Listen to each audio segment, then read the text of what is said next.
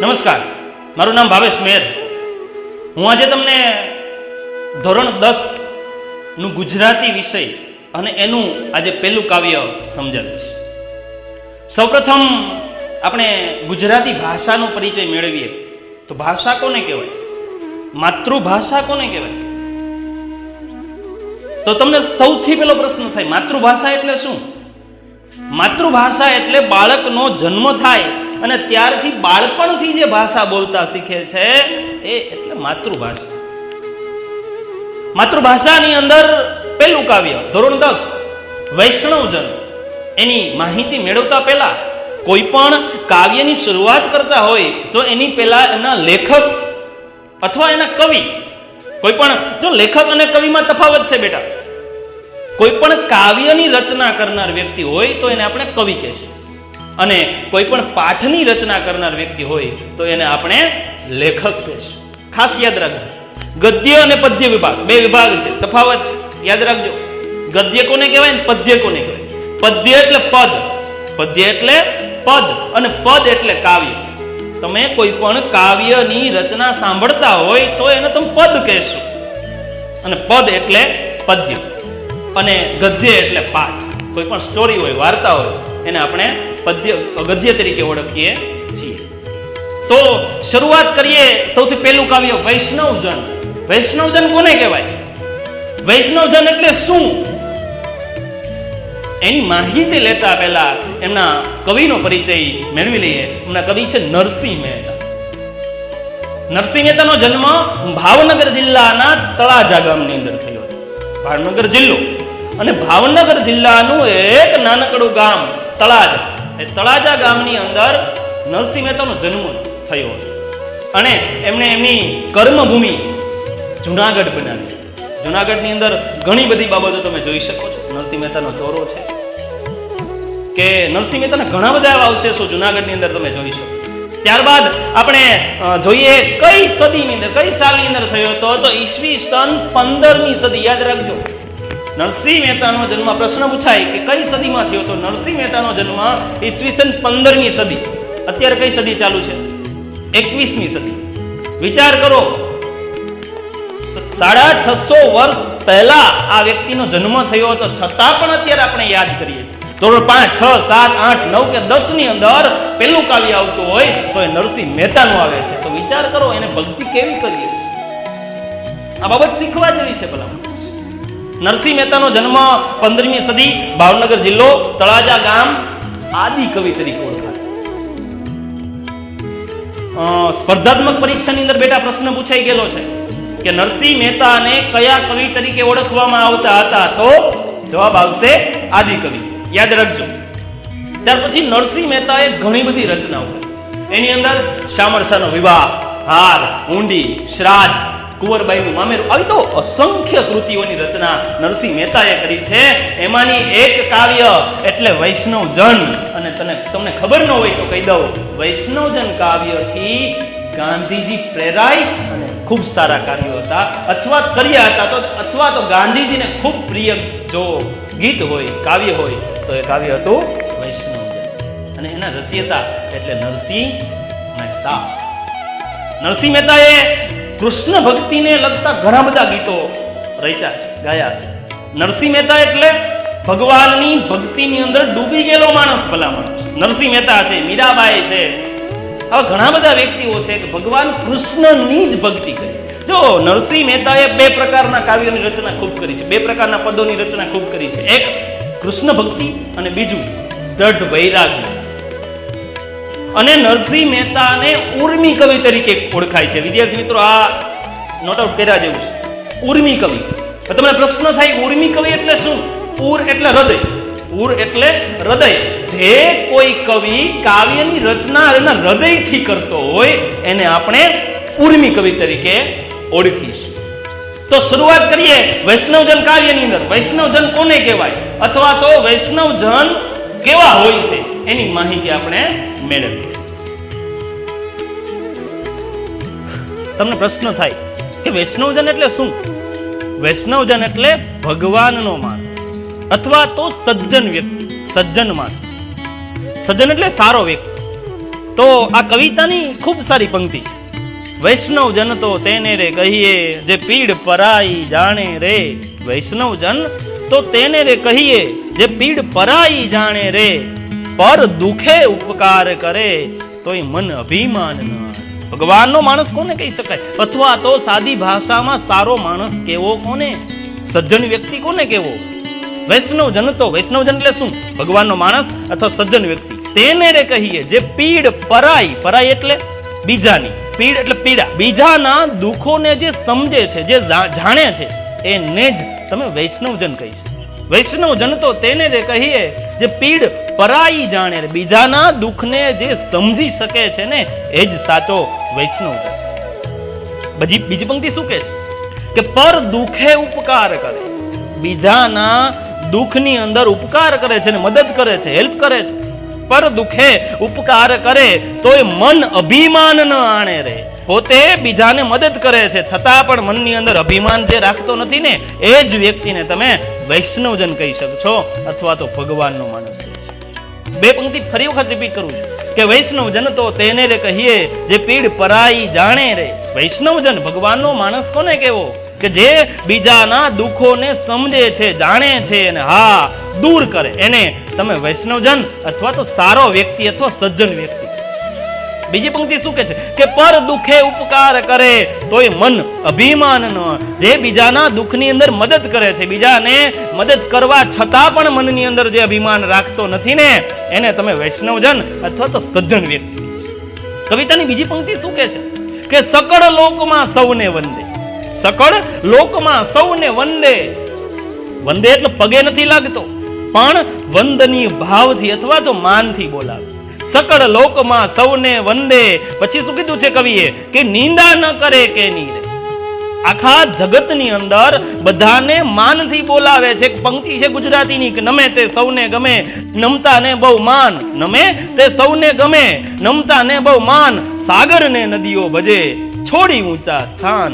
સાગર ને નદીઓ ભજે છોડી ઊંચા, અરે ઊંચા ઊંચા સ્થાન છોડી અને સાગરને પકડવા માટે અને મળવા માટે નદીઓ દોડે છે. તો આ તાકાત શેની છે? વંદનીય ભાવની. એટલે કવિ નરસિંહ મહેતા કહે છે કે સકળ લોકમાં સૌને વંદે અને નિંદા ન કરે કે કોઈની નિંદા ન કરે ને એને સાચો વૈષ્ણવજન કહી શકાય.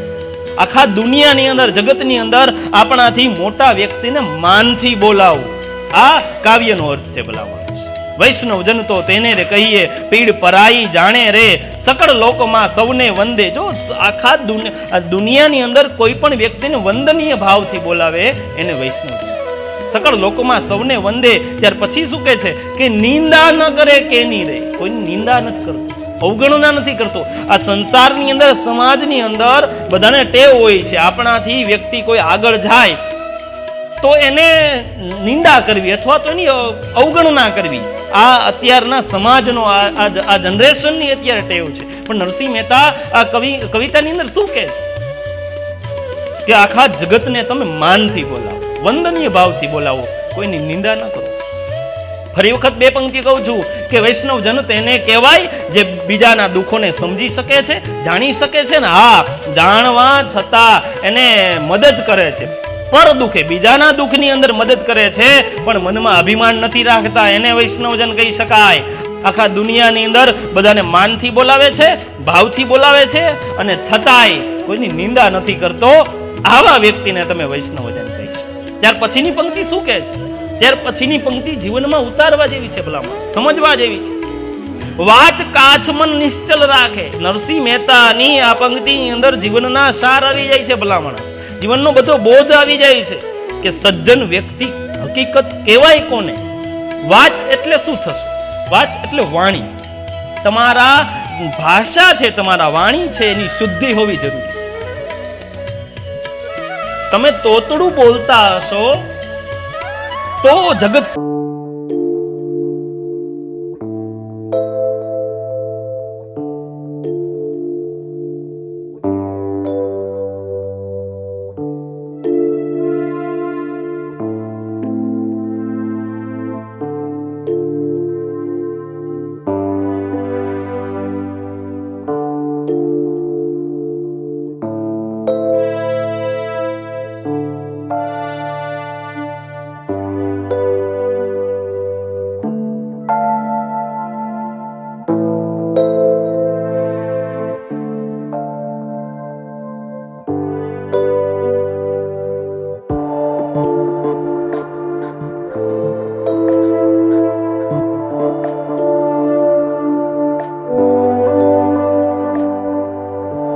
બોલવાથી ઓળખાઈ જાય કઈ પ્રકારનો છે, કેવો વ્યક્તિ છે. અને બીજી વાત, ચરિત્રથી ઓળખાય. ચરિત્રથી માણસ કેવો છે ખબર પડી જશે. અને આ બે બાબત જીવનની અંદર જરૂરી છે. વાત કાચ મન નિશ્ચળ રાખે, એક નિશ્ચિત તરીકા રીતથી રાખે છે. શું કામ? તો કે વાણી અને ચરિત્ર કોઈ દિવસ જે વ્યક્તિનું બગડેલું ન હોય ને, એ જ વ્યક્તિને તમે વૈષ્ણવજન કહી શકો અથવા તો સજ્જન વ્યક્તિ કહી શકો. વાત કાચ મન નિશ્ચલ રાખે. પછી શું કીધું છે કવિ? કે ધન ધન જનની એની રે. તો નરસિંહ મહેતાએ આ કાવ્યની અંદર જે વ્યક્તિ સજ્જન વ્યક્તિ છે, બીજાના દુઃખને દૂર કરે છે, મનમાં અભિમાન રાખતો નથી, સકળ લોકમાં બધાને વંદનીય ભાવથી બોલાવે છે, કોઈની નિંદા નથી કરતો, આવા વ્યક્તિને સજ્જન કીધો છે. ત્યાર પછી શું કીધું છે? કે જેનું વાણી, ચારિત્ર અને મન, આ ત્રણ વસ્તુ સારી હોય. વાચ કાચ મન નિશ્ચલ રાખે, ધન ધન જનની એની જનનીને ધન્ય કહે, એની માને ધન્યવાદ આપે છે. વ્યક્તિ તો સારો છે જ, પણ નરસિંહ મહેતા આ કાવ્યની અંદર જે વ્યક્તિ સારો છે, સજ્જન છે, ભગવાનનો માણસ છે, એ વ્યક્તિને તો ધન્યવાદ આપે જ છે, પણ એની માતાને પણ ધન્યવાદ આપે. માં શબ્દથી આપણને યાદ આવે છે, મોઢે બોલું માં અને મને હાચે જ નાનપણ સાંભળે. મોઢે બોલું હું માં અને મને હાચે જ નાનપણ સાંભળે. પછી મોટપની મજા મને કડવી લાગે. આ શબ્દ છે માં. અને માં શબ્દ ઉપરથી આપણી માતૃભાષાને ઓળખી છે. માતૃભાષા કોને કહેવાય? તો કે એક કવિએ કીધું છે કે મધ કરતા પણ મીઠી છે માતૃભાષા. મધ કરતા મીઠી. અને ભલા માણસ માતૃભાષાનું મહત્વ જો આ કાવ્ય દ્વારા સમજાવે છે. માતૃભાષાની મીઠાશ તો જોવો, ખારા નમકને પણ આપણે મીઠું કહીએ છીએ. આ તાકાત માતૃભાષાની છે, આ તાકાત માની છે. પંક્તિનો અર્થ કે ધન ધન જનની એની. જનની એટલે માં. એની માતાને પણ કવિ ધન્યવાદ આપે. આ વ્યક્તિને આપણે વૈષ્ણવજન કહી શકીએ. ત્યાર પછીની પંક્તિ કવિ નરસિંહ મહેતા શું કહે છે? કે સમ દ્રષ્ટિ ને તૃષ્ણા ત્યાગી. શ્રમ દ્રષ્ટિ અને તૃષ્ણા ત્યાગી, નિંદા ન કરે કેની રે. દ્રષ્ટિ સરખી છે. જો માણસ છે ને, આની પહેલાની પંક્તિમાં તમે ભણી ગયા કે માણસ છે ને વાણી, ચારિત્ર અને મન, આ ત્રણ બાબતથી પેલા ઓળખાઈ જાય. અને કદાચ માણસ આ ત્રણ બાબતથી ન ઓળખાય તો એની દ્રષ્ટિ, એની નજર, શ્રમ દ્રષ્ટિ, એને ઊંચ નીચનો ભેદભાવ નથી રાખતો, એવા વ્યક્તિને સજ્જન વ્યક્તિ કહી શકાય અથવા તો ભગવાનનો ભક્ત કહી શકાય. સમદ્રષ્ટિ, કોઈ પણ વ્યક્તિ પ્રત્યે દ્રષ્ટિ એની સરખી હોવી જોઈએ. સમદ્રષ્ટિ અને તૃષ્ણા ત્યાગી. પછી શું કીધું છે? કે નિંદા ન કરે કેની રે. કોઈની નિંદા નથી કરતો. આ પંક્તિની અંદર શું કહેવા માંગે છે? કે દ્રષ્ટિ બધા પ્રત્યે સરખી રાખે છે.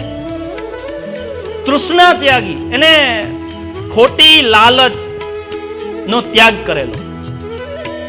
અને નિંદા ન કરે, કોઈની નિંદા કરતો નથી, કોઈની અવગણના કરતો નથી. આવા વ્યક્તિને સજ્જન વ્યક્તિ અથવા તો વૈષ્ણવજન તમે કહી. ત્યાર પછી કવિ નરસિંહ મહેતા શું કહે? કે જીવવા થકી અસત્ય ન બોલે. અત્યારનો માણસ છે ને, એ ખોટું બોલતા શીખી ગયો છે, ખોટું બોલતો થઈ ગયો. નાની નાની બાબતની અંદર એવું શાસ્ત્રો એમ કે છે કે તમે એક વખત ખોટું બોલો એટલે એ ખોટી બાબતને છુપાવવા માટે તમારે 100 વખત ખોટું બોલવું પડે. માટે વૈષ્ણવજન કોને કહેવાય? જે વ્યક્તિ ખોટું બોલે. જીવવા થકી અસત્ય ન બોલે, પર ધન ન ઉજાલે હાથ. પર ધન ન ઉજાલે હાથ. મને એક પ્રસંગ યાદ આવે છે જુનાગઢનો એક રાજાની કચેરીનો એક સામાન્ય માણસ, સફાઈ કામદાર, એ કામ કરતો હોય ને ત્યારે એને હાર મળે છે, સોનાનો હાર. એ સોનાના હારને એ વ્યક્તિ લાકડીએ ચડાવીને રાજાના દરબારમાં જાય છે. અને રાજાના દરબારમાં જઈ અને વાત કરે છે કે આ મને હાર મળ્યો છે, કોઈનો છે? ત્યારે ત્યાંના મોટા માણસો છે, રાજ દરબારના માણસો છે, એના ઉપર હસે છે. એક મૂર્ખ માણસ, આ હાર છે તું હાથમાં લઈને આવ્યો હોત તો એમાં શું થઈ જાત? આ મૂર્ખો કહેવાય. ત્યારે એ સામાન્ય વ્યક્તિ, વાળવા વાળો વ્યક્તિ છે ને, એ વાત કરે છે કે મને નરસિંહ મહેતાની કાવ્ય સાંભળી છે અને કાવ્યની અંદર એક પંક્તિ છે. એ પંક્તિ કઈ? એટલે જીવવા થકી અસત્ય ન બોલે. અને ત્યાર પછી શું કહે છે? કે પર ધન ન ઉજા. બીજાના ધન, બીજાની વસ્તુને જે હાથ ન ડાળે ને એને સજ્જન વ્યક્તિ કહી શકાય અથવા ભગવાનનો વ્યક્તિ. એટલે કવિ નરસિંહ મહેતા કહે છે, જીવવા થકી અસત્ય ન બોલે, પર ધન ન ઉજાલે હાથ, વૈષ્ણવજન તો તેને રે કહીએ જે પીડ પરાઈ. બીજાના દુઃખોને સમજી શકે એને વૈષ્ણવ. ત્યાર પછીની પંક્તિમાં કવિ નરસિંહ મહેતા શું કહે છે કે મોહ માયા વ્યાપે નહીં જેને. મોહ અને માયા, પૈસો, ધન, વૈભવ, મોહ માયા વ્યાપે નહીં જેને. અને પછી શું કહે છે કે દ્રઢ વૈરાગ્ય. નરસિંહ મહેતાએ ઘણી બધી કવિતાઓ દ્રઢ વૈરાગ્યની, સંસારની મોહ માયા ત્યાગીને ભગવાનની જ ભક્તિની અંદર પોતે પોતાનું જીવન ગાળતા હતા. આ વ્યક્તિ દ્રઢ વૈરાગ્યના કાવ્ય લખી શકે જેવા તેવાનું કામ નહીં. સાધુ સંતો છે એ વૈરાગ ધારણ કરી અને જીવન જીવી શકે. સાધુ સંતો માટે તો કીધું છે ભલા માણસ કે આ જગતની અંદર બે જ વ્યક્તિ એવા છે, આપ બળે એકલ ખૂણે ધૂપ બધે પ્રસરંત.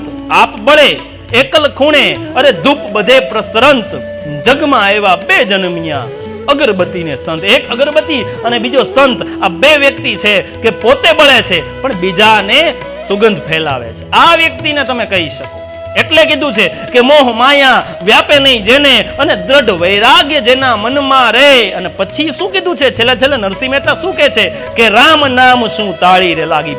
જીવનની અંદર ભગવાનની ભક્તિ નામની તાળી લાગી જાય, રામ નામની એક વખત ધૂન લાગી જાય, એ જ જીવનની અંદર સફળ થઈ શકે છે.